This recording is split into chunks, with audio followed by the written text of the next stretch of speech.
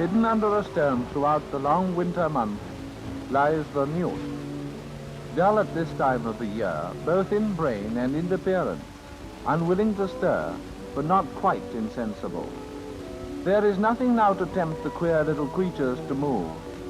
But when the springtime comes, the sun wakes the countryside to beauty and activity. Then the newt wakes up too and feels a call to life and romance. The female newts are the first to get this spring feeling and experience an urge to wriggle off to the nearest pond. Into the pool they glide, and as the undersurface of the water reflects the bottom of the pond, so the reflection of each newt is thrown on the water above its head.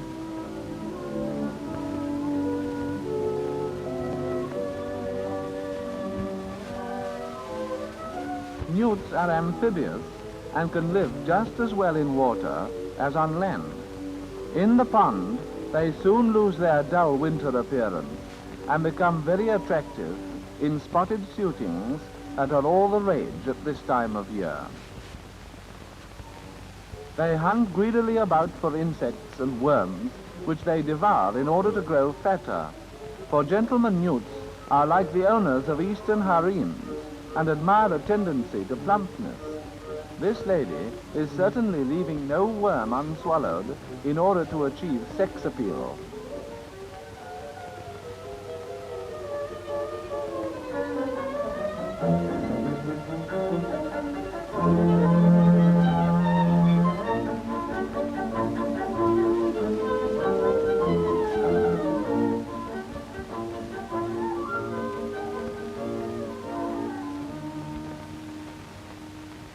Now the gentlemen newts leave the land and take the plunge.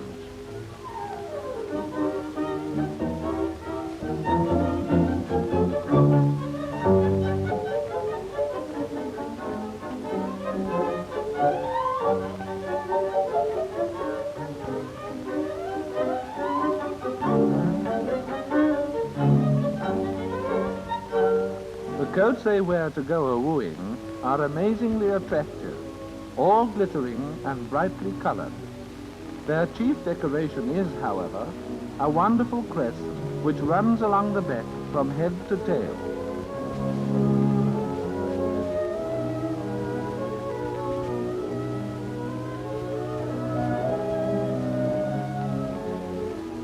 No wonder this lady is transfixed by the gentleman's charms, and he appears equally struck by hers.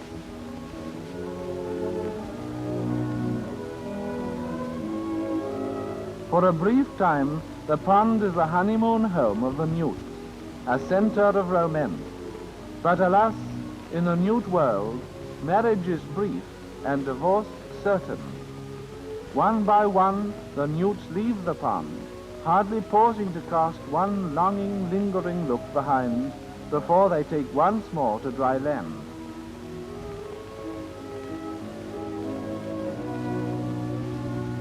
Newts do look very like prehistoric monsters, and though they are quite harmless, their strange appearance often inspires fear and suspicion. Meanwhile, down in the pond can be found reminders of the romance of the newts. Tiny crystal eggs attached to the water weeds and rolled up in leaves to hide them. The dark pot, which is the future newt, soon begins to develop, and after a little changes shape, becoming a kind of crescent.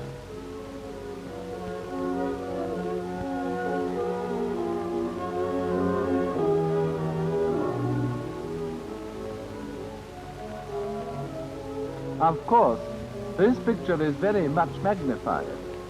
Gradually, this crescent begins to suggest an animal with head, body, and tail. The movements of the little creature can be clearly seen at this stage, and they soon become practically continuous. The contortions of a young newt would certainly attract enemies, and it would soon be gobbled up. Only by this time, the egg shell, which is sticky, has collected a coating of rubbish, which acts as a screen for the creature within. And now, at length, the egg is ready to hatch out. Sometimes, very rarely, there are twins in one eggshell.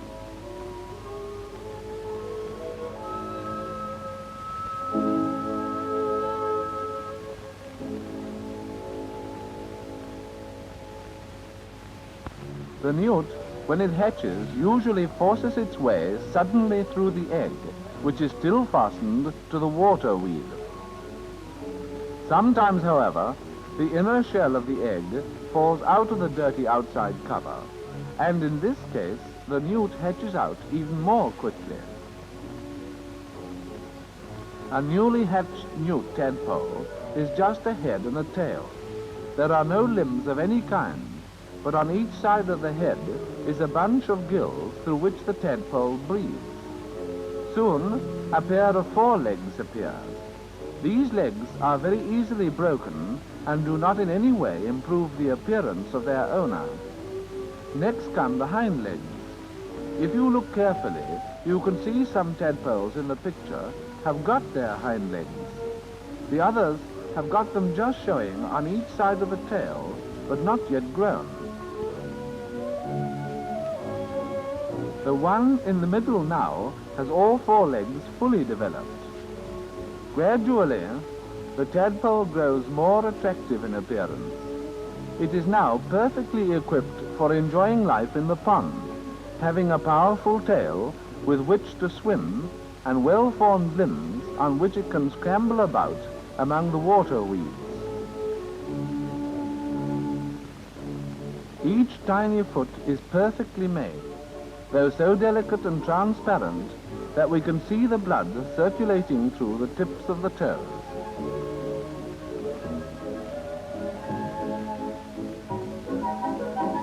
Equally beautiful are the gills, the organs with which the young newt breathes by drawing in oxygen from the water. Looked at from any point of view, through the microscope, they suggest a very lovely glass ornament, rather than the breathing apparatus of a tiny reptile.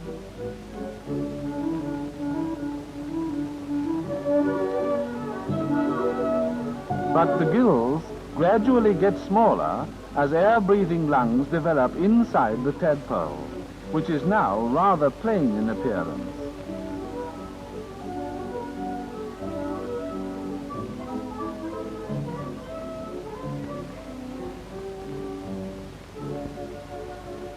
Soon, however, the lungs will be completely grown, and the newt, having become a land animal, must leave the water. Carefully he pauses to try out his new breathing outfit, and when that proves okay, he takes his first look at dry land and the new world where he is to live. And now for adventure.